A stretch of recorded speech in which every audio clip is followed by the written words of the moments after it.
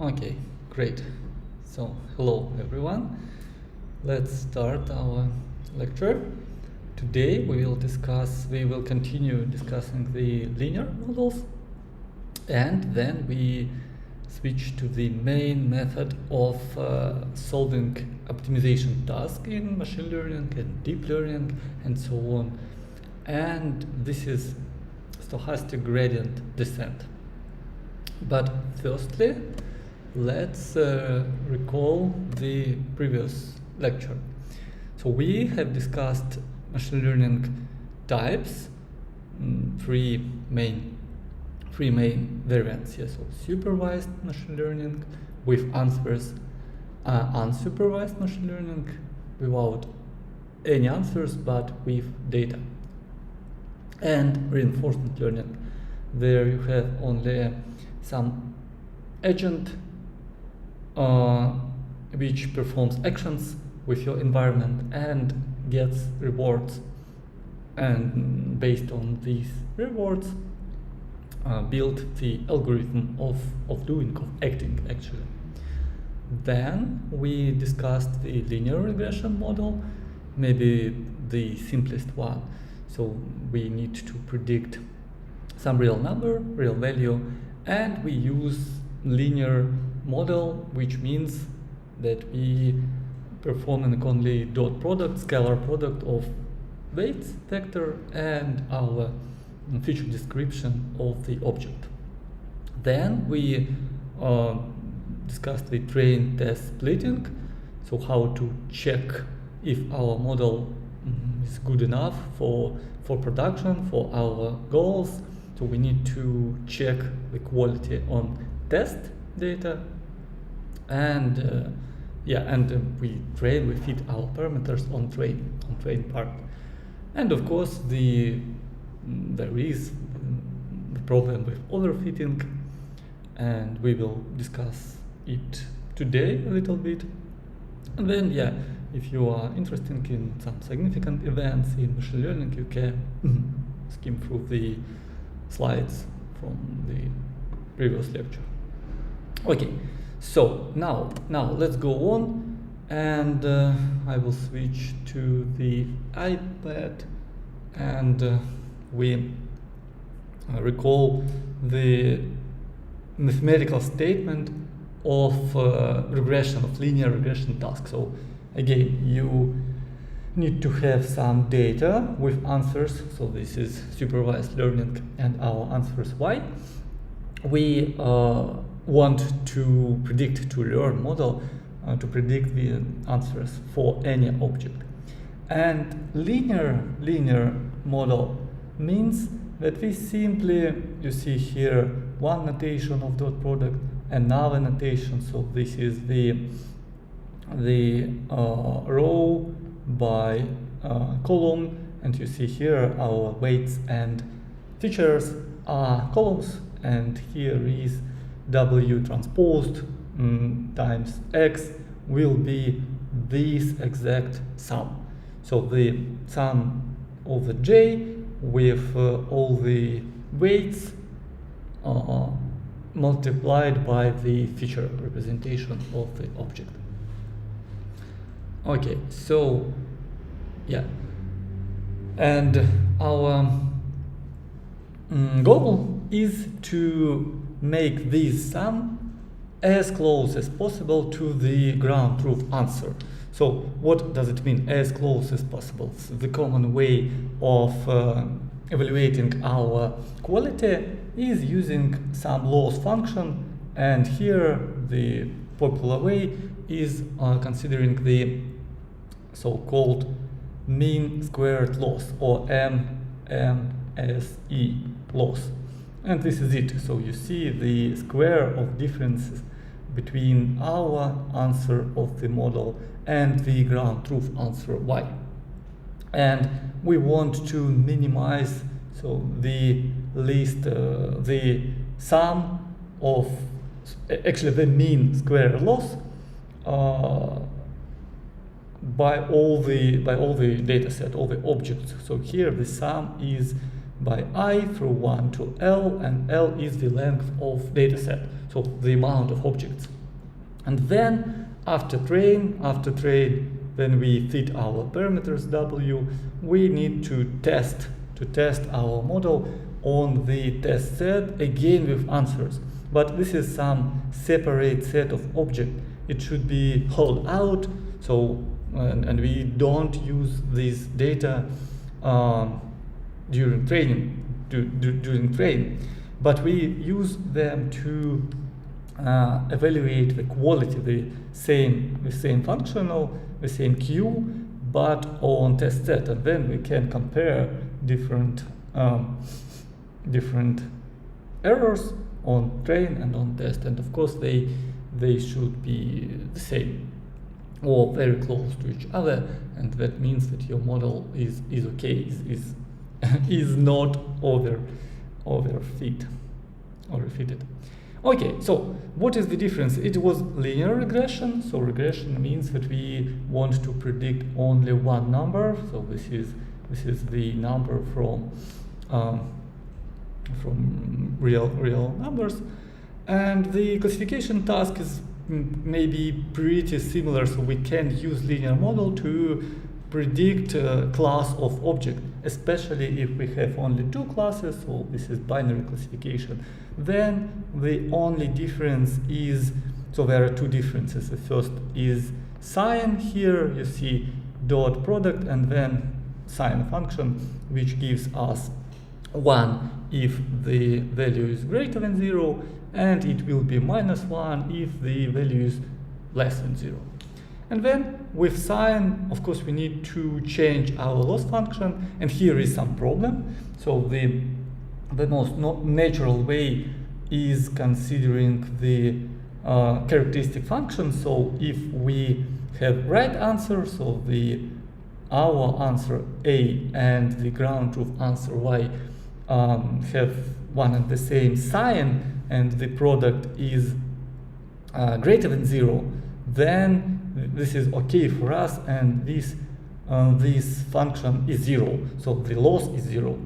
And vice versa, if we have different answers, so the model predicts, for example, 1, and the real class is -1, then the product will be negative, and here we get 1, so the loss is 1, and of course we want to minimize loss, so we want to have minimal possible loss through all the parameters W.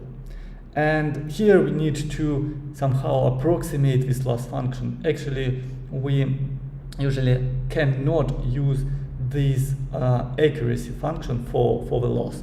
We need to approximate it with other function which will be differentiable, for example, and of course we need to be able to find minimum of the loss function according to the parameters. And if we solve this problem again, we test our score on the test set with answers with some other objects. And this is the solution of classification problem. So very similar, and in both you see there are linear models. Okay, now let's go on. Let's go on to the concept of margin for so-called separating classifiers. So imagine that you have some function. It may be here function J. It may be dot product or some more complex function, but the sign of J is your answer, and imagine that the plot of this equation, so J equals 0, looks like, I don't know, like this. Yeah, so this is our separation line, and we want to have the object of one class. Imagine that we solve binary classification problem, yeah, and we want to the first, let's say 0, yeah, so 0 class objects lies here. So for example, from the one side of this line, yeah, and sometimes maybe not, but we want the most of object lies to lie upper line. And other class, yeah, objects from other class, for example, blue crosses, yeah, they lies below the line. Okay, not all, maybe not all of them. Maybe this is not ideal and discriminant function, yeah, J. But even in this case, we can consider this number, this value. Look at the formula. It is the product of J function and the ground truth answer Y. So again, this product will be less than 0 if and only if the model A makes a mistake, an error on object xi. So the same logic as we seen on linear model, yeah. And even so, and on contrary, if this margin is greater than 0, then the value of J and the value of Y have the same sign, and it means that we have right answer for our classifier. And margin actually is the distance from the object to the line with sign. So the distance is positive, and it means that we are okay, we have right answer. And here this will be negative, so because cross is not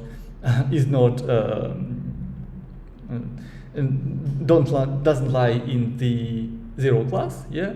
And here we will get error, and this is the error you see with large margin, yeah. And vice versa, this is the error for 0 class. This is the error with large margin.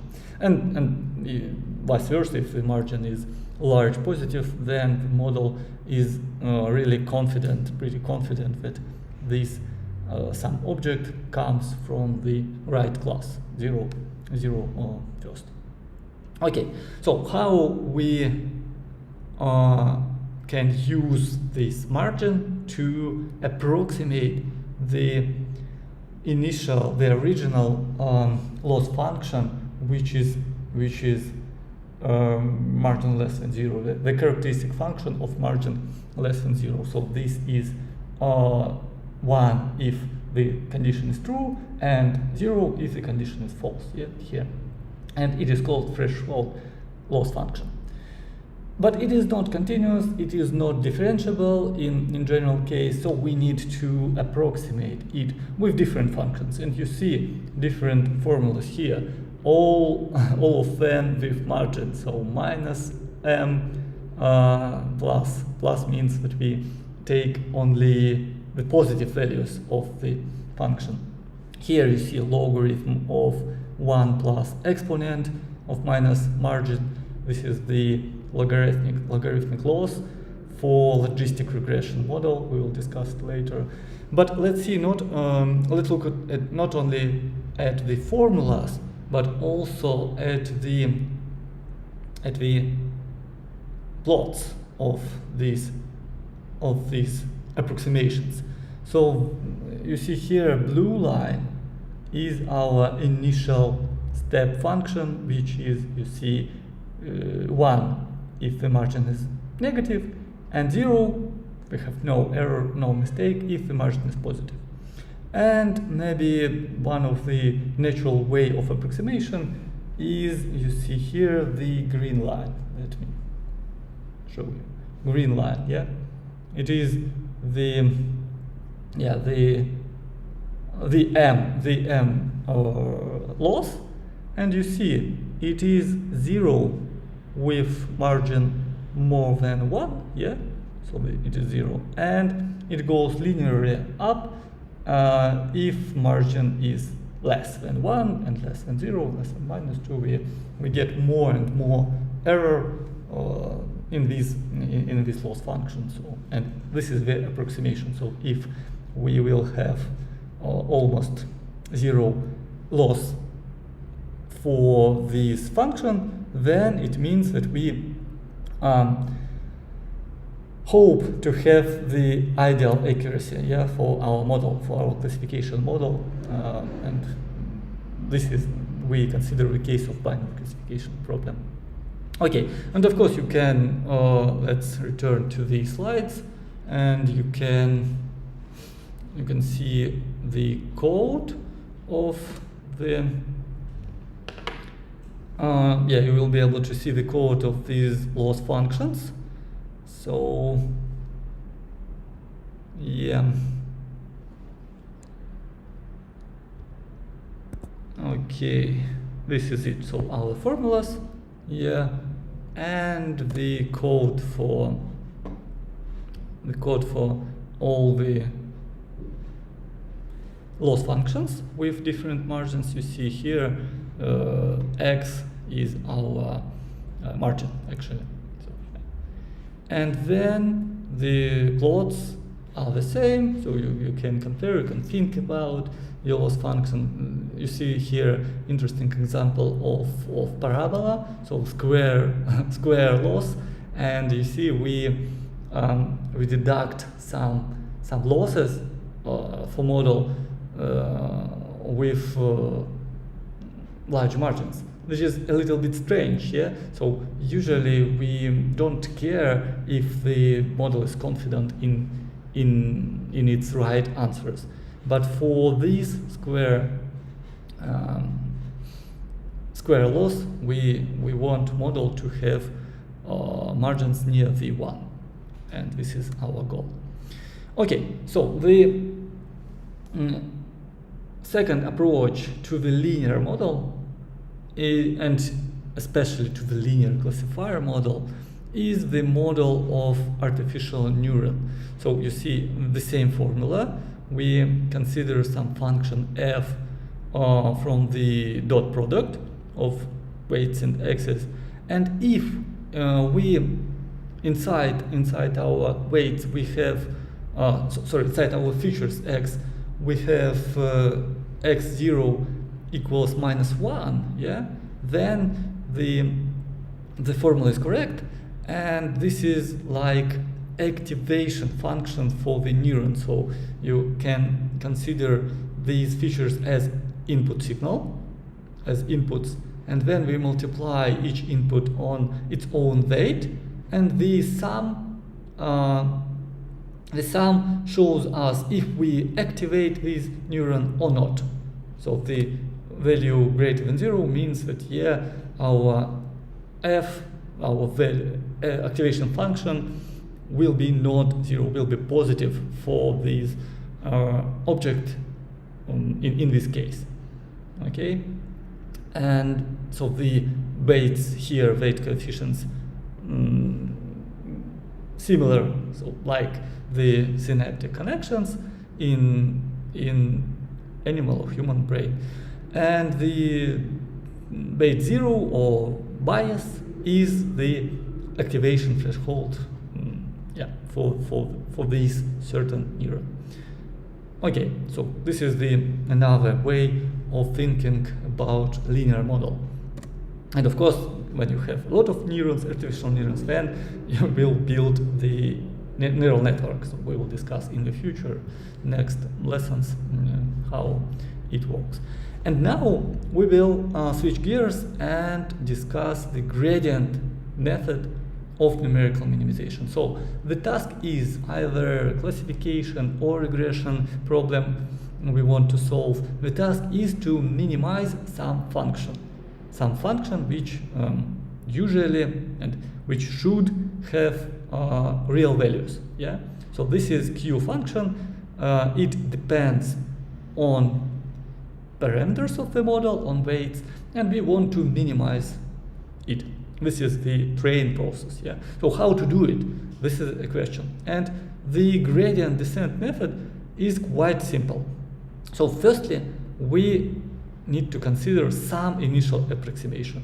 We will discuss how, but it may be some near zero values for first iteration of your weights.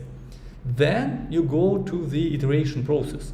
So in the loop, you update your weights with this value. What is it?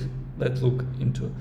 So it is the gradient of Q function with respect to your weights, to the parameters of the model W. And this is the main part. So you want to minimize average loss. Yeah, here is Q.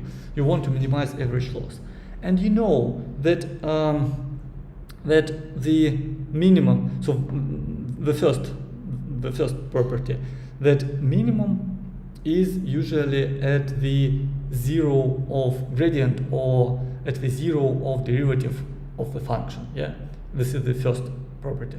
The second property is that if you want to decrease your function, you need to go to the anti-gradient direction.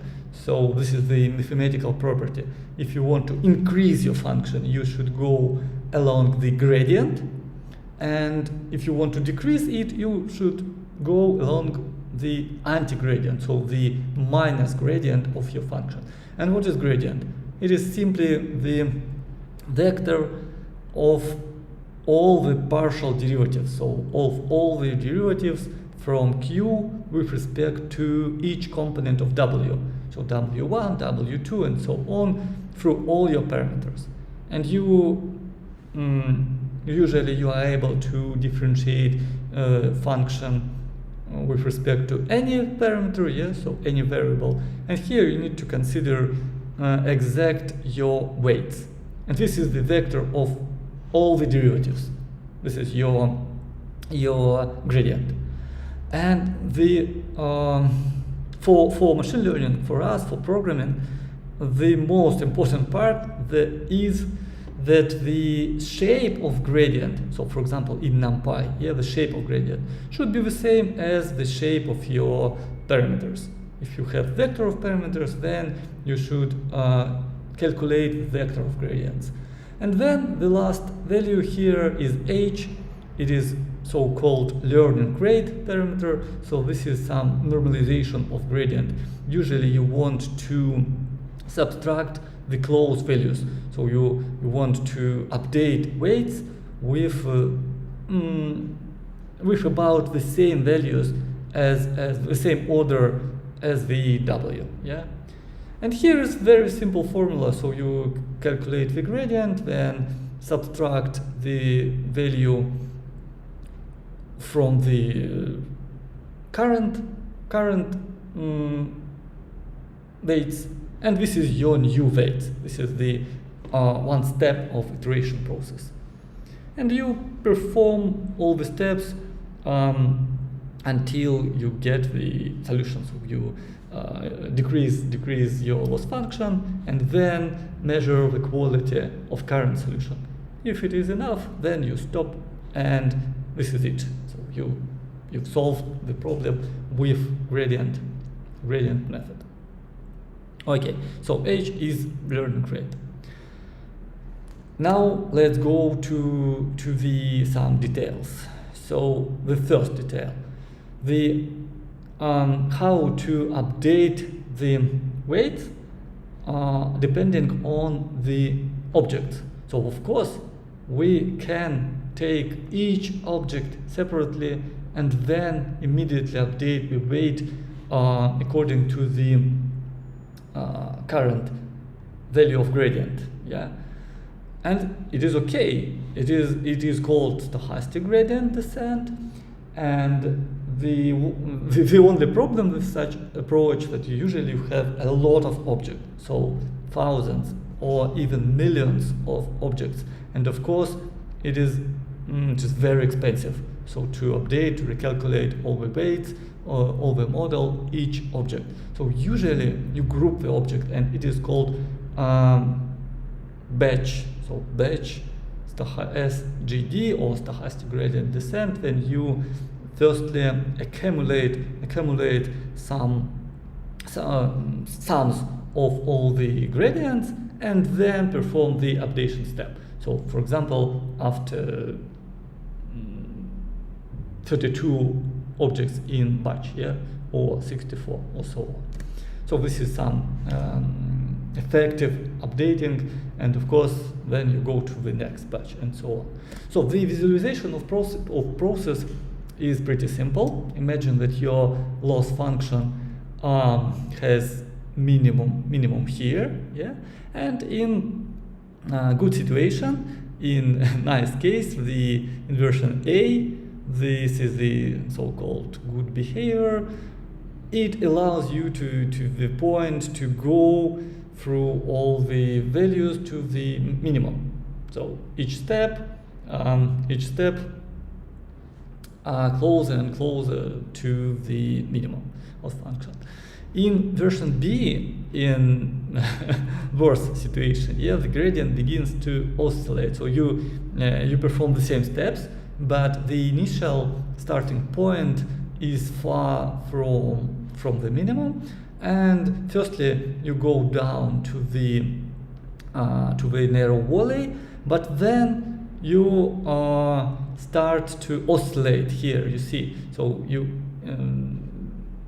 even in this bad case in version B, you somehow converge to the minimum, but it is slower, and yeah, and sometimes it is difficult for the SGD, for your method, to find the minimum of loss function. Okay, so it is good idea to draw your function to understand where are you now and where you are going. Okay, so and the same stochastic gradient descent with pseudocode. So the input is your data set, of course with all the answers and learning rate, and sometimes you want to use decay rate lambda, you see it here. But in general, you need to initialize your weights, then initialize the first estimate of the error here, and then the loop of repeating gradient steps. So you select one object or batch of object from your dataset, compute loss. This is so-called forward pass. So you apply your model to the object and get the answers from the model, then compare answers with ground truth answers in loss function, and the sum of all the errors is your loss here. This is forward pass. Then you perform a gradient step, and then in neural network models we will say that it is backward pass. So you will understand why. But for now, we simply calculate the gradient of loss functions with respect to weights and subtract this value of gradient multiplied by the learning rate from the current weights. And this is our new weight when we repeat the step until the value of loss will be okay for us, or weights will converge. So actually pretty simple algorithm, and of course you can implement it for simple models, especially for linear models. Okay, so now let's discuss what is lambda and why do we want to have it in our algorithm. So we consider the recalculating of loss with this formula. So we take the current loss and add the previous old loss multiplied by the 1 minus lambda. You see why where did this estimate come from? Okay, let's think and let's rewrite this estimation through all the steps. Yeah, so we have data set of all the objects x1, x2 and xl, and of course the a natural way of approximation the overall loss is simply arithmetic mean. Yeah, so we want to add all the errors and then divide them on the number of all the objects. Yeah, so here is the arithmetic mean, and we can rewrite this formula this way. So this is the last error plus 1 minus fraction 1 over n multiplied by the previous error. You see, this is right formula, but here you see our m is changing, and this is bad for the recursive formula. But if we replace this fraction on lambda, then it won't be changed each step. Yeah, and this is almost the same formula. So you see, and it is called exponential moving average. So our new error will be lambda times last error, then 1 minus lambda times previous error, and so on till the end of all the objects. Yeah, and in this case the formula will be exactly the same from the previous slide. So we need actually to update current, to calculate current loss, and then update the estimation of overall loss. And actually this is like the considering, so imagine that you have lambda equals 0.1, for example. Yeah, 0.1. Then 1 minus lambda will be 0.9. Okay, 0.9 here, and then 1 minus lambda squared will be 0.81. Yeah, so approximately 0.8. Then next power will be 0.7, and so on.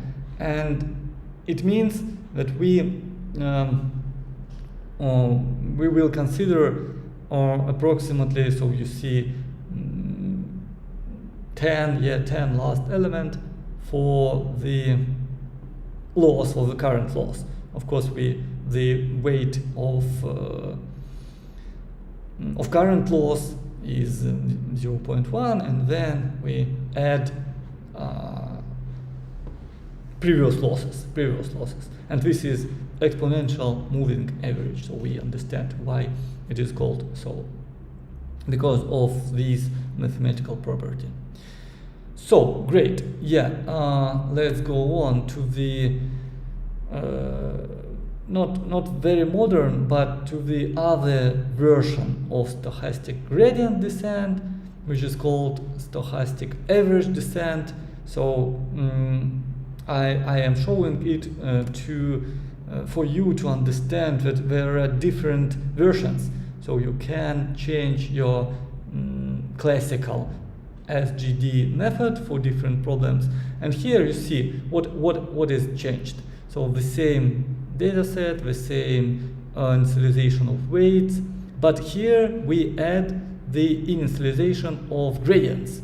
So we calculate all the partial derivatives, and this is our first approximation. Yeah, and then in the same loop as in classical SGD, we again compute all the losses, but you see here we compute the current gradient, so the gradient on the xi object, but we update only gi component. So all others stay the same. Yeah, and then when we make gradient step, we change formula too. So we update the weights with average gradient. So not only with current gradient of loss function, yeah, but all the average gradient, including the history of updation. So the each step we update only one component, yeah, and then subtract this whole average value from the weight. So something like smoothing of our steps to the minimum, to the direction of minimum. And then the estimate is the same, and the value of error and the stopping criteria will be the same here too. So yeah, some variation of stochastic gradient descent. Of course, there are different other variants, but now I offer to have a break for 10 minutes as usual. Let's rest and then continue at 4:45. Okay. Yeah.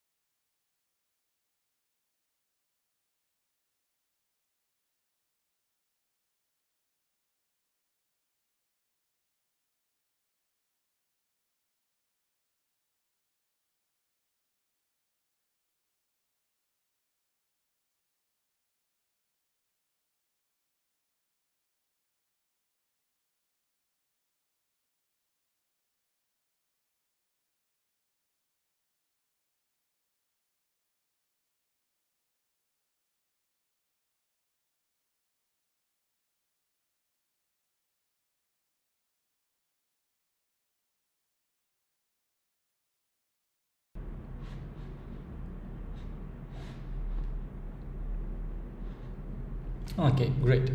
So let's continue, and here it's better for us to use the iPad. So let's discuss the variants of weight initialization. So the first variant, it is not very good, but it is possible. So to have all the weights equal 0 as first step. So it obviously not very good because all the product will be zeros. Yeah, and this is a problem. So the second better variant is considering some random distribution. For example, the uniform distribution from some small interval. So you see here we simply sampling small numbers from either uniform or normal distribution, or we can even have some deterministic formula for weights. This is the initialization, so it is important, but especially for simple cases, of course, different variants are working. Then you can initialize your weights according to the data set. So here you see features fj and answers y, and the weight wj is fraction of the dot product with answers and the square of the certain feature to j feature from the objects, all the data set. So yeah, it is possible, and yeah, theoretically this estimate is sometimes is optimal. So if the loss function is quadratic and the features are uncorrelated, so there is no any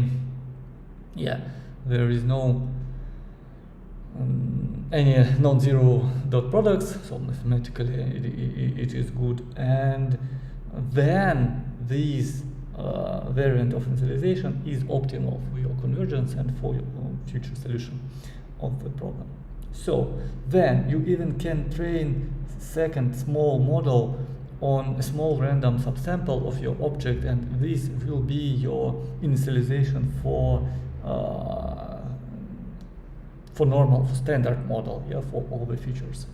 And to my mind, one of the best way of initialization is so-called multi-start, where you simply are considering different random initial approximations, and then perform training of several models and choose the best solution. Choose the best solution and choose the best initialization method for your problem, for your task. Okay, then the next question is how to order your object during training. So the natural steps is shuffling. The natural way is shuffling, so you simply take objects from different classes. If we have only two classes, then you alternatively take from one, from another, and perform your gradient steps. Gradient steps. But more frequently, you can choose your object based on the margin. And of course, the higher the probability to take the object, the smaller margin, for example. Or vice versa, you can increase the probability to take the object for smaller margin. And you can even restrict your margins with some threshold parameters, new parameters, and then train your model only on certain object. So if you don't take good object, then you can slightly speed up convergence of your model, of your training process. On contrary, if you do not take outlier objects, so you see with huge negative margin, then this can potentially improve classification quality. and you can check these methods, and you, in any case, you need to think about the object order during your gradient steps. Yeah, this is of course important for training. And the third question: so how we need to choose the learning rate. So again, the most simple situation is considering the constant h, learning rate, but from theory, so mathematically speaking, we understand that in general we update all the weights with learning rate multiplied by the gradient. And if the values of gradient, so if your gradient of loss functions, for example, limited with some number, let's say 1, then all you can do is searching inside this inside this sum. So if you are starting from a point which is far from the optimal, from the optimum value, from the minimum of loss function, then you will never go to the minimum. If you have this sum of all learning rate is less than infinity. So usually you want to have this property from your learning rate steps. And the second restriction is good because you want to go to oscillate around the minimum point. So this is good for you to have learning rate goes to 0 with your steps, with your gradient steps. And in particular you can set this law for changing learning rate, and in practice usually it is almost this one, but of course you want to iterate longer. So you in your situation you firstly choose some learning rate, first value, for example 0.1000. Then you look at your loss, and if it is decreasing, then that's very good. You are waiting for lots of steps, and then if there is no any convergence anymore, you decrease the learning rate steps, let's say 10 times. So it will be 0.0001. And then you can consider next decreasing, 10 times decreasing, and it works. There is different other laws. It is called scheduling. So learning rate scheduling, you can consider different cosine scheduling or other algorithms, but the main purpose is to effectively find the minimum of loss function. This is your main purpose. You need to think about it, then you change learning rate, and then you train your model. And for simple cases, especially for linear models, you can even find different learning rate, different step h for each object. So for this, you need to consider the optimization task with one parameter. So this is the one-dimensional optimization task, and here you see so how we need to step to minimize our loss on the xi object, on the certain object, or on the certain batch of object. Of course, here you've already known the gradient, and you know current weight, so you can simply calculate the current loss and minimize it with some adaptive learning step. learning rate step. So, and of course you can test some random steps, and you can even use the second order methods from numerical mathematics, but here we will discuss only gradient descent, which is first order method. So we will not cover the second or third or higher order methods. And frankly speaking, in deep learning, they are not so popular. So yeah, so the iterations in first order method have done all the jobs, and you usually use some variation of stochastic gradient descent, which is first order method. Okay, so let's go on, and now we want to recall the overfitting problem and discuss the possible reasons. So imagine that you have too few objects and lots of features, and imagine that there is some linear dependence of features. So it means that linear dependence of features means that you can find the vector of weights, so some vector from R n plus 1 with the property of having all the scalar product to objects equal 0.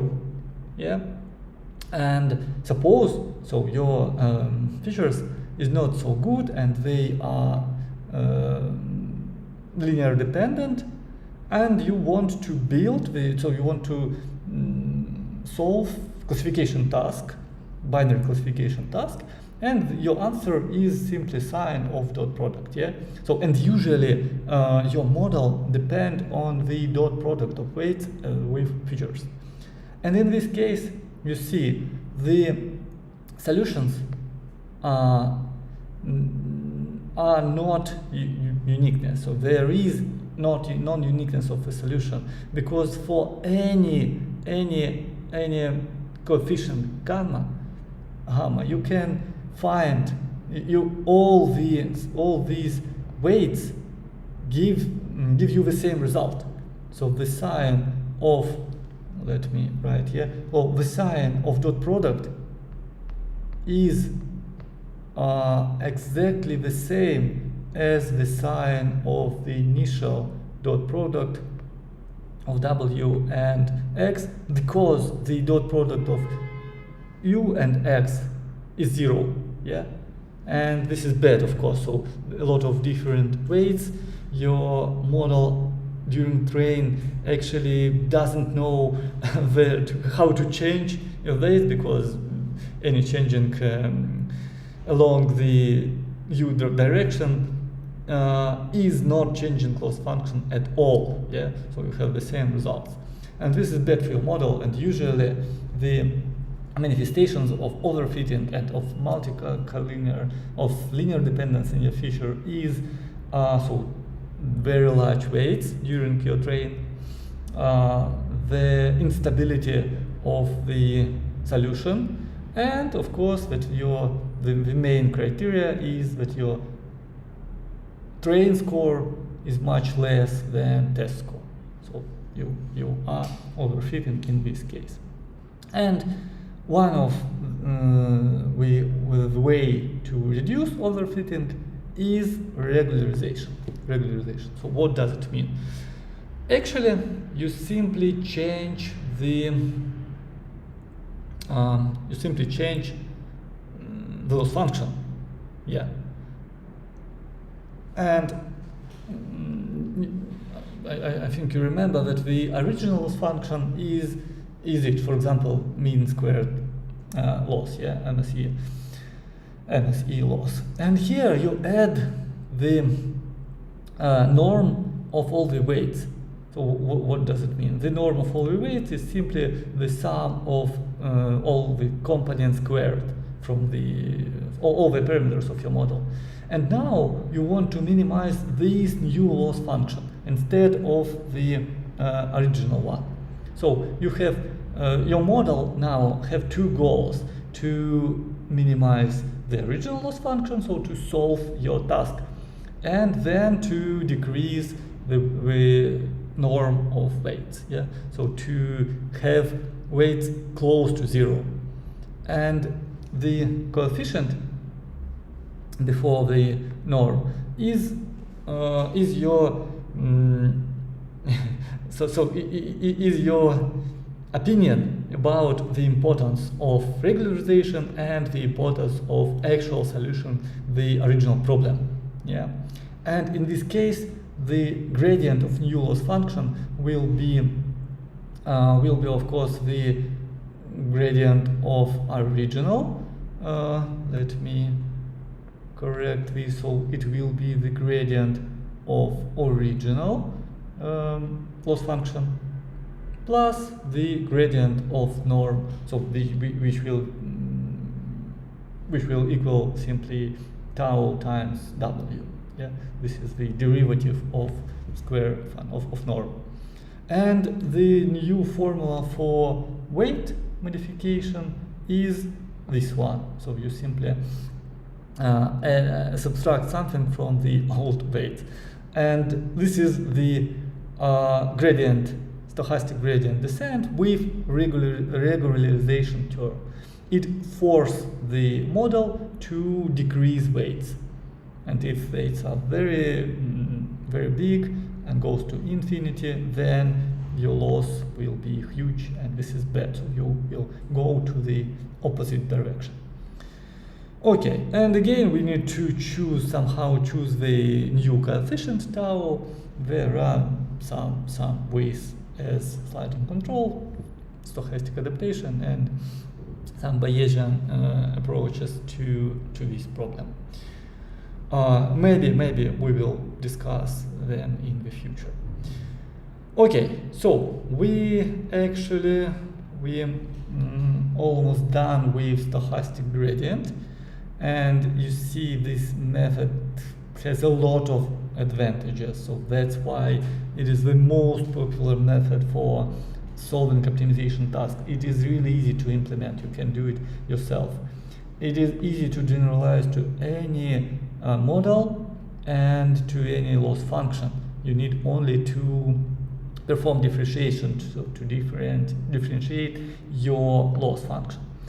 It is very easy to add regularization, as you've seen before. It is possible to perform streaming or online learning, so dynamic learning on batches and so on. It is very easy, and you can actually get the good solution of your complex and complicated problem. So it is suitable for tasks with large data and so on. And maybe the only disadvantages is selection of different hyperparameters. So the learning rate, the coefficient before the regularization term, and so on. Sometimes even stochastic gradient descent gets stuck somewhere. Sometimes it's even diverge. But in general, it's the most popular method, and we will use it even for training big neural networks too, not only linear model, of course. So now let's discuss the last topic, also important for machine learning, and it is called binary logistic regression. It is funny that model of logistic regression is a classification model. So here we will solve the binary classification task. Again, we have two classes with labels -1 and 1, and actually we have linear model. So the sign of dot product, the same sign. But the only difference from the usual linear classification problem is logarithmic loss function. So you see here we approximate our accuracy with logarithm of 1 plus exponent of minus margin. And what does it mean? So what we are doing here? Actually, we want to, so you see, here we, here is the answer is the same as class labels, yes, so -1 and 1. But instead of this exact answer, we want to consider the probabilities of classes. So here you see the sigmoid of margin, and this is simply a function which convert the margin. Let me plot it here. So we convert the real margin. This is margin, yeah, the x-axis, and we convert it to the value from 0 to 1, because you see, yeah, 1 divided over some positive number is always less than 1, and if the margin is very, very big, so minus margin is very small, and exponent of it is near the 0, yeah. So if margin is goes to infinity, then our function goes to 1, yeah. So converge to 1. This is the, and vice versa. If margin is big negative, then the exponent is huge, and the value is close to 0. Yes, if margin is, and this is monotonic function from, so function from real numbers. Yeah, so sigmoid function from real numbers to the interval from 0 to 1. And this is it. So we can consider our sigmoid of margin as probability, and it will be the probability of first class, actually. So even more, we can easily prove, let's do it, that sigmoid of margin plus sigmoid of minus margin is 1, and if the sigmoid of margin is the probability of first class, then the sigmoid of minus margin actually is the probability of -1, yes, so of the 0 class, and the sum of this probability, it should be 1, and it is 1. So it's very natural. We change our model to the probabilistic one. So we want to predict not only the label of class, but the probability of first class. And then having the probability, of course, we can, for example, choose the object of first class if the P1 is greater than half, yeah? So then the answer will be 1. Okay, so let's discuss why this, why the formula is correct. Yeah, it's not very difficult, but I think it's very useful to write it here. So what is sigmoid of margin? Yeah, it is 1 divided over 1 plus exponent of minus m. The sigmoid of minus margin is 1 divided over 1 plus exponent of margin. Yeah, minus and minus will be plus.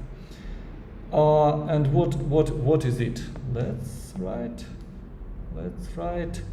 So we want to get common denominator, yeah, and it means that we multiply first fraction on the 1 plus exponent of margin. We multiply second fraction on the first denominator, which is 1 plus exponent of minus margin, yeah, and the common denominator is the production.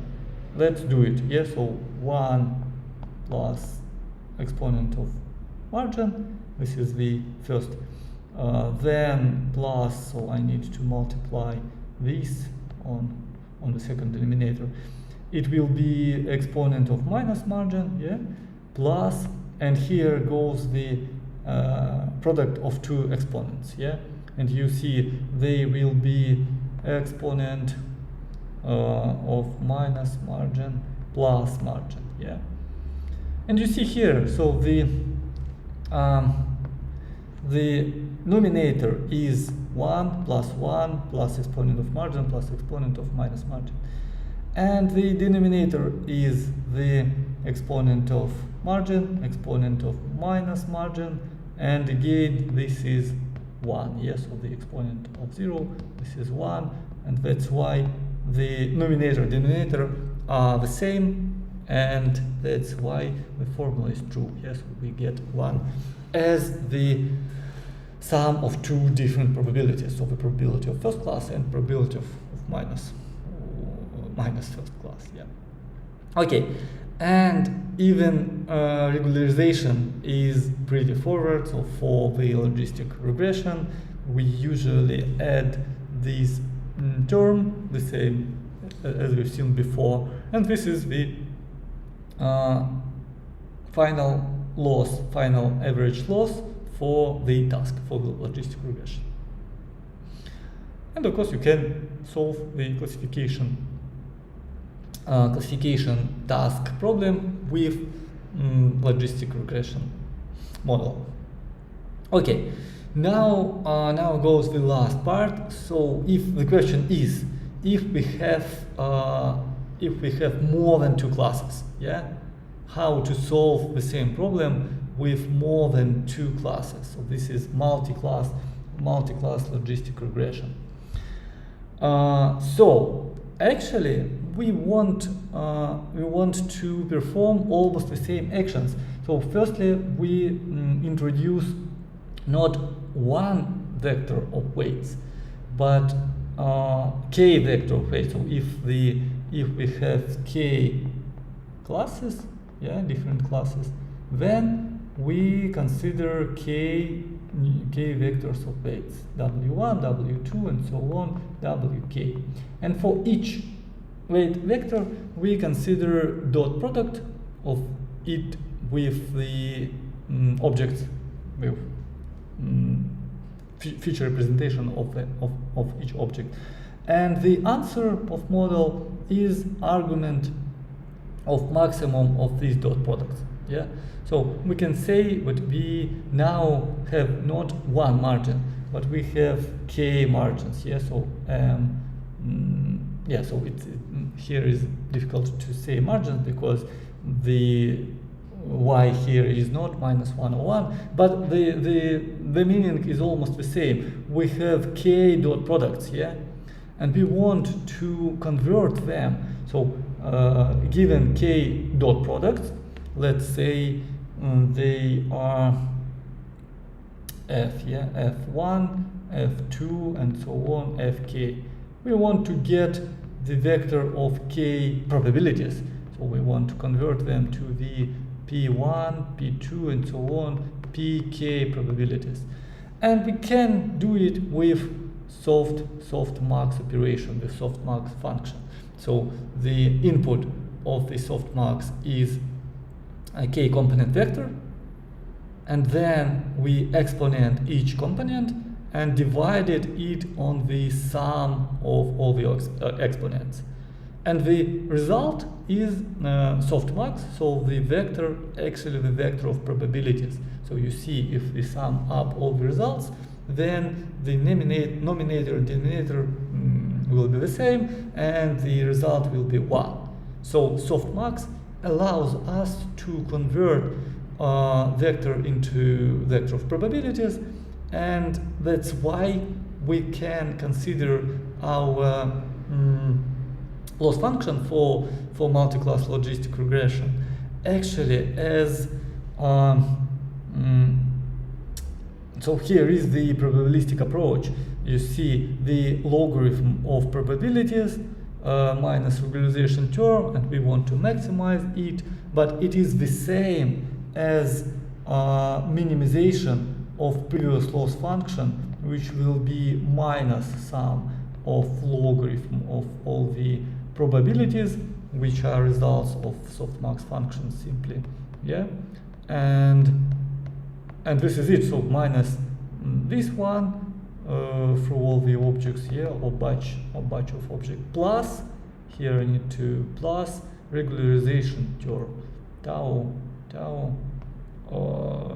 yeah, half tau multiplied by the norm of all the vectors, yeah, and we need to minimize, and this is the same, so that are equivalent tasks.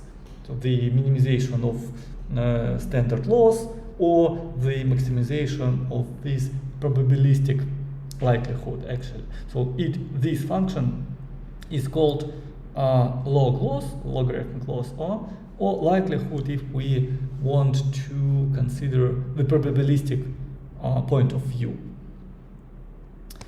Okay, great. So now we almost done.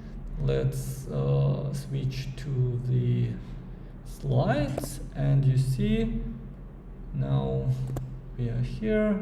We go through all the sliders, and yeah, multi-class regression. Yeah, so today we've discussed the stochastic gradient and the batch stochastic gradient descent method. We consider different threshold loss function approximations.